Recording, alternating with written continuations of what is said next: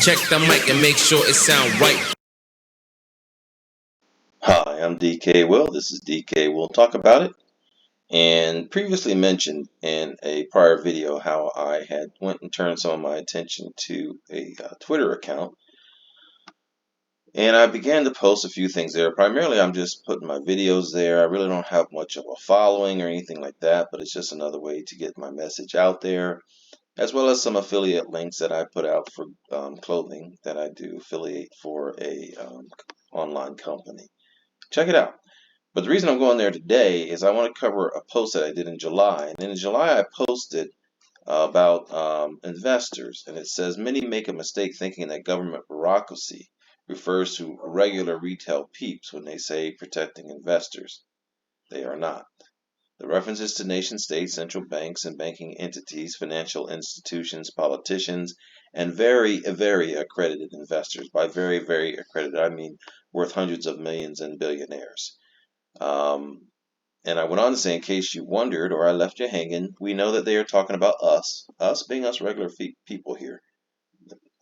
When they say the public or the investing public, and don't forget consumers, we are not really investors to them. And in a recent article back on September 22nd from Investing News, it said that retail investors are growing weary of cryptocurrency as institutional interest grows. We are going to focus on that because this is all part of a narrative, folks. Institutional investment has always been there, but they're convincing or trying to convince us that the percentage of Americans who are interested in investing in cryptocurrencies is on a decline. And of course, they want it to be on a decline, but I'll read something that will give you a hint as to the nefarious, double-tongued nature of this message. Because in this message, it says here, rising borrowing costs resulting from the Fed's increase in interest rates have sapped some of the liquidity that much of the crypto sector relies on. And that's implying that most Americans who invest in crypto are borrowing the money, for one, and for two, the rising interest rates are relatively new to the scene, with the Fed raising interest rates, relatively speaking. And so people who are investing in 2021, 2020, 2019, 2018, this wouldn't even apply to. But that's the narrative they want you to come to believe. And the reason they want you to come to believe it is already stated up here, as institutional interest grows. And so the reason for this communication, this video, this one of my friends called it a podcast. But the purpose of this is to show how, as retail investors, we do not have impact on the market. That's just all part of the narrative to get you to believe and react certain ways. Remember, in that psychology of the market cycle, that capitulation right here that occurs, where people bail out and give up, is when the prices go down, and that is the point of maximum financial opportunity. And who do you think will be down here scooping it up at the point of maximum financial opportunity? Because the retail base is falling out. They're capitulating. They're depressed. They're angry. They no longer have a belief in what they're doing. Who do you think is going to be picking it up? Because if retail is selling, somebody has to be buying, right? And right, somebody is buying. As you can see here, institutional money is pouring into the crypto market, and it's only going to grow. So while retail is being encouraged and their ears tickled to believe it's time to give up and capitulate, and this was from August of last year, retail is diving in.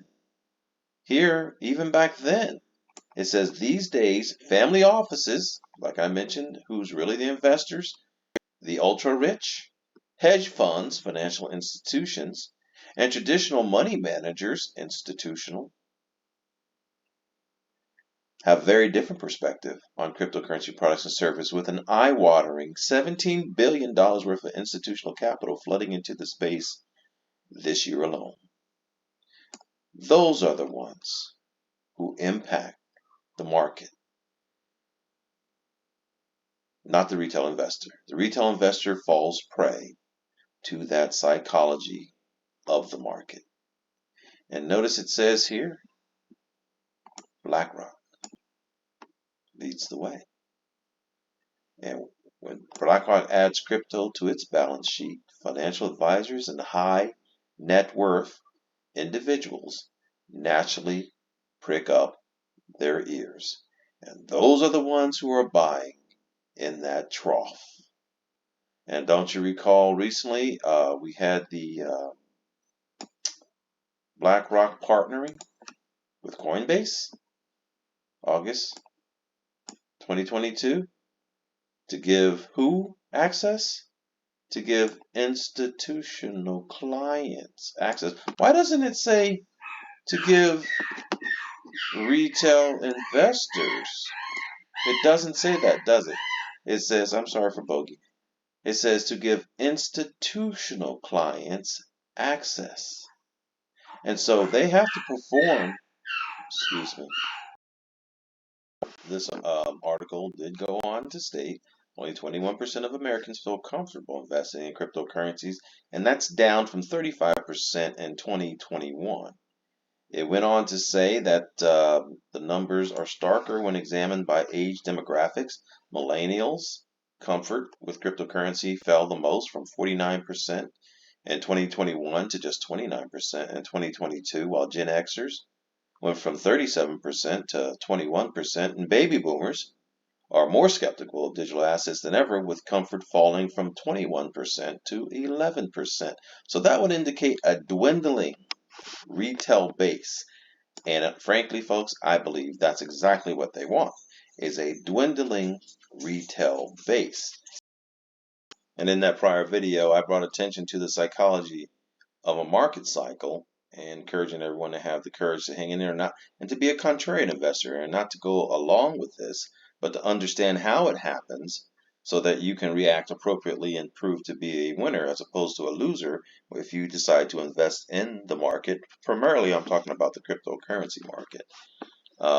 But we really don't want to follow this. We just want to understand this. Following this is not going to be the right course to take, because the psychology of the market is controlled, and that's the point of this video.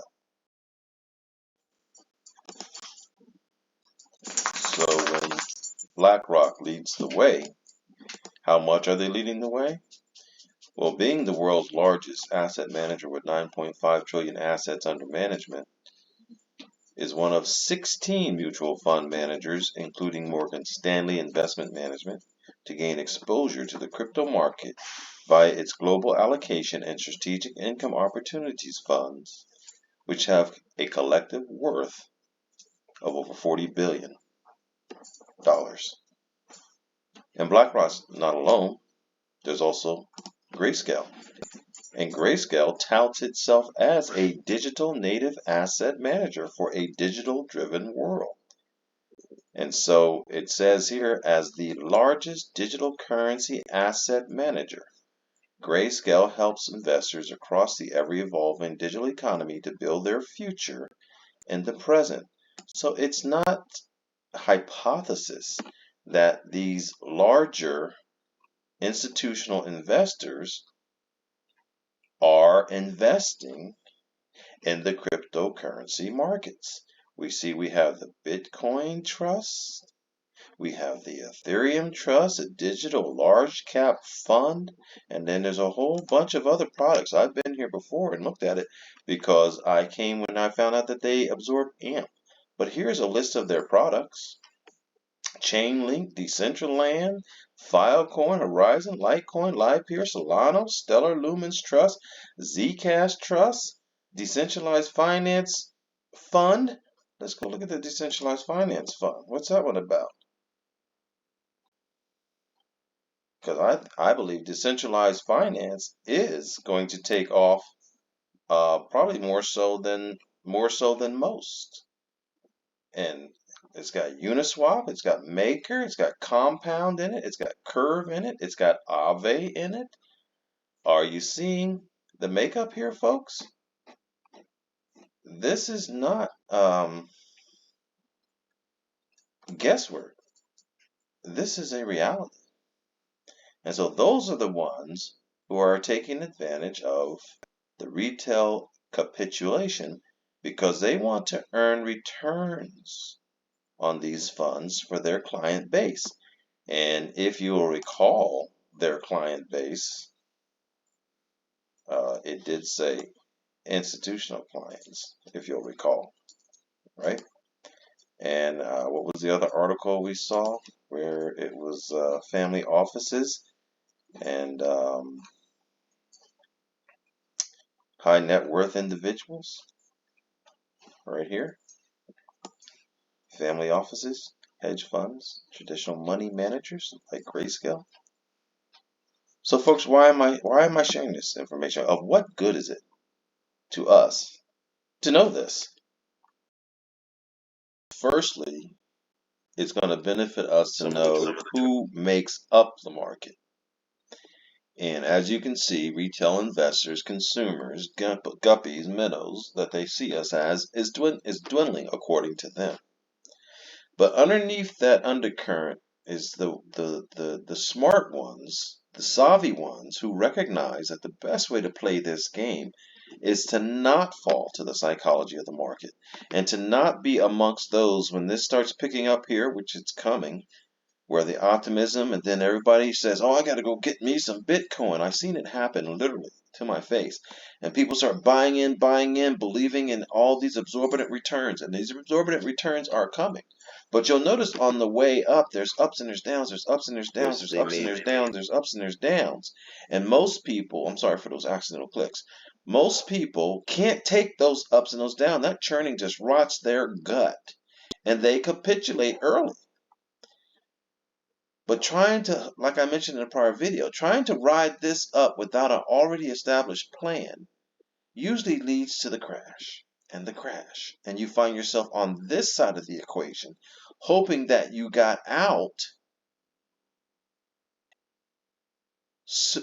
with a better price than what you got in with.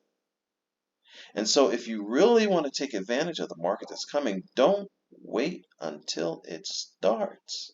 Because as we have seen, the retail investor does not make the market.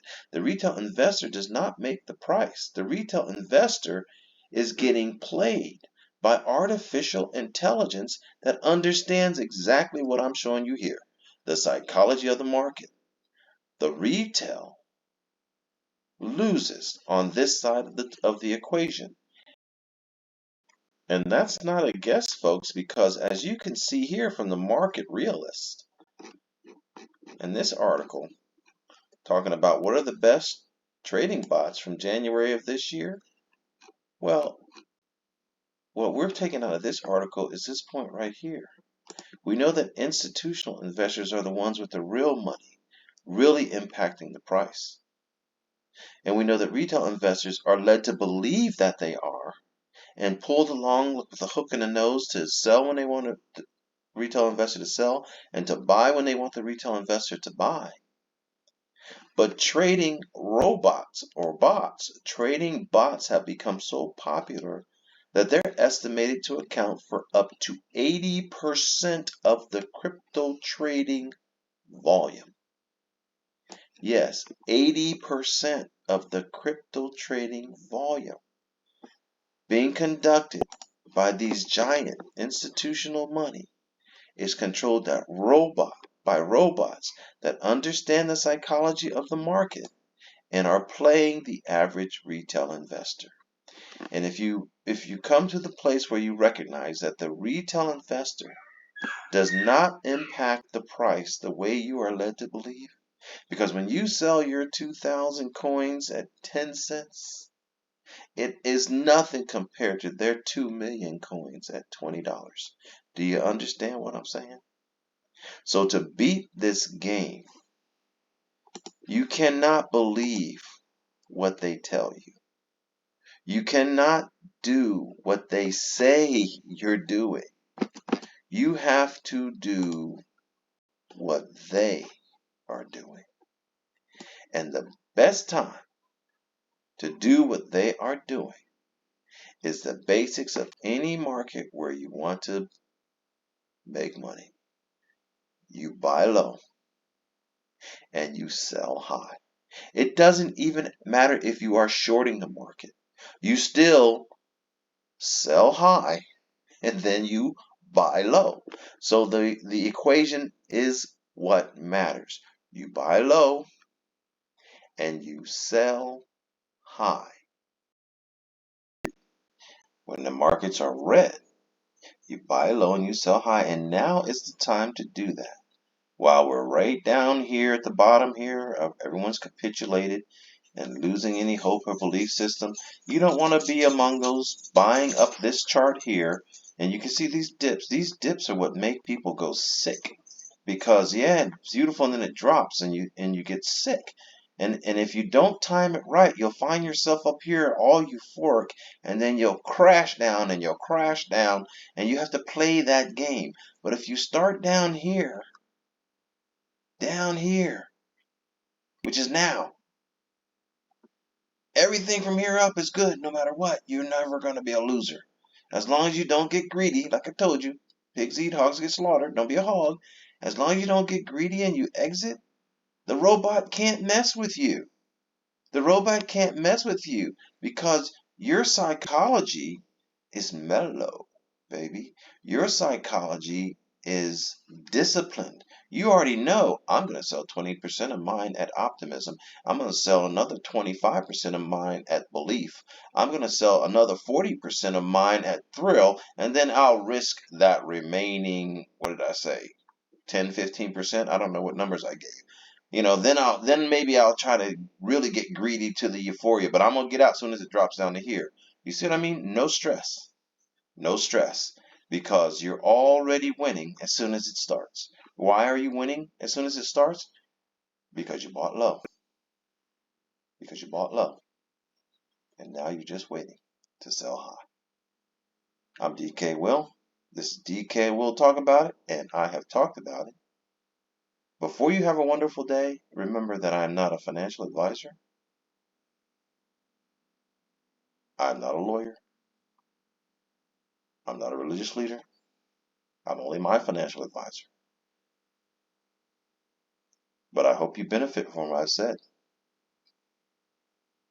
And I hope you recognize that you don't want to be a part of the retail investing crowd when they throw the hooks out and start reeling them in. Now it's time to reel in while you have the point of maximum financial opportunity. And that time may get even better. Well, why risk it? Get it while it's red and there's blood in the streets. And I'll see you on the other side when everybody's panicking and you are sipping a pina colada in Puerto Rico or something. Have a wonderful day. Check the mic and make sure it sound right.